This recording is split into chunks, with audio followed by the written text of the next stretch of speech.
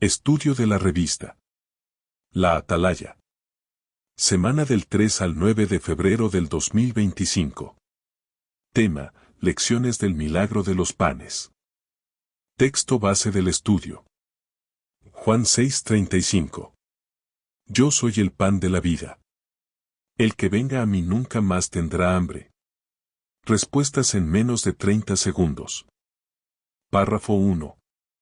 ¿Qué importancia tenía el pan en tiempos bíblicos? El pan era un alimento básico y símbolo de sustento. En la Biblia, a veces representa la comida en general. Jesús también lo usó en milagros para enseñar lecciones espirituales. Párrafo 2. ¿En qué ocasión necesitaron alimento miles de personas? Después de una gira de predicación, Jesús y sus discípulos fueron a un lugar retirado, pero una multitud los siguió. Al caer la tarde, no tenían comida suficiente, lo que llevó al milagro de los panes y los peces. Párrafo 3. ¿Cómo reaccionó Jesús al ver la necesidad de la gente? Jesús tuvo compasión y dijo a sus discípulos: «Denles de comer ustedes». Aunque solo había 5 panes y 2 peces, Jesús multiplicó la comida para alimentar a miles. Párrafo 4. ¿Qué lecciones sacamos de Juan 6:11 al 13? Jesús dio gracias antes de repartir el alimento, enseñándonos a orar antes de comer. También mostró la importancia de no desperdiciar los recursos, ya que ordenó recoger lo que sobró. Párrafo 5. ¿Cómo reaccionó la gente ante los milagros que vieron ese día, pero qué hizo Jesús? La gente quería hacerlo rey, pero Jesús se retiró a la montaña. No buscaba poder político, sino cumplir la voluntad de Dios. Párrafo 6. ¿Cómo podemos copiar el ejemplo de Jesús? No involucrándonos en política y enfocándonos en el reino de Dios, como Jesús dijo: «Mi reino no es parte de este mundo». Juan 18:36. Párrafo 7. ¿Qué otro milagro hizo Jesús, y cómo reaccionaron los apóstoles? Jesús caminó sobre el agua y calmó una tormenta. Los discípulos quedaron asombrados y reconocieron que era el Hijo de Dios, pero aún no comprendían el significado del milagro de los panes. Párrafos 8 a 9. ¿Por qué fue la multitud a buscar a Jesús? No por razones espirituales, sino porque querían más pan. Jesús les dijo que trabajaran por el alimento que dura y lleva vida eterna. Párrafo 10. ¿Qué obra de Dios tenía que realizar la gente para conseguir vida eterna?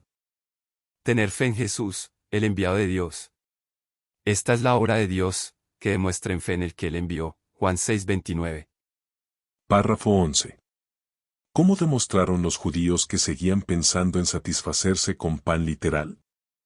Le pidieron un milagro como el maná en el desierto, sin entender que Jesús ofrecía el verdadero pan del cielo. Párrafo 12. ¿Cómo dejó claro Jesús que es lo más importante?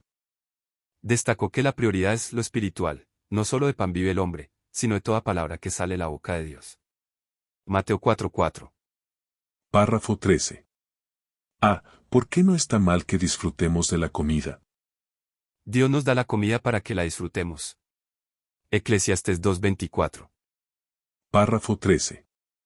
B. ¿Qué advertencia debemos tomar muy en serio? No obsesionarnos con lo material y evitar caer en deseos perjudiciales, como los israelitas en el desierto. Párrafo 14. ¿Qué dice la Biblia sobre la comida en el Nuevo Mundo? Habrá abundancia de alimentos de calidad. Isaías 25:6, Salmo 72:16. Párrafo 15. ¿Qué tendrán que aprender los que resuciten? Que Jesús es el pan de la vida y que deben tener fe en su sacrificio redentor para obtener vida eterna. Juan 6:35. Párrafo 16.